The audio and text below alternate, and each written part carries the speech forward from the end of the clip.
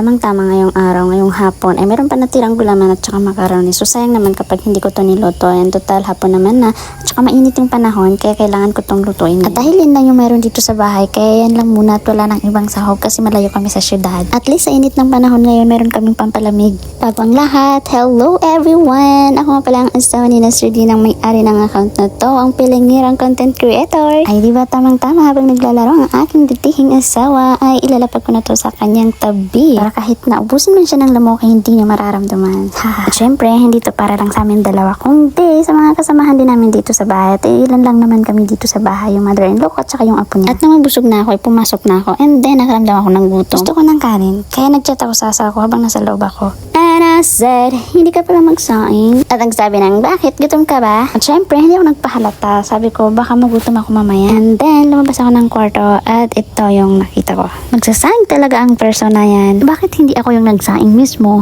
Ay nako, day, masilan po yan sa pagkain ng rice. Ang gusto niya is yung parang Saudi rice. Yung pagkahawak mo, naghihiwa-hiwalay, parang sintigas ng bato, ganon. Eh ako, kahit anong luto, hindi ako masilan, kinakain ko talaga lahat. That's all right, thank you.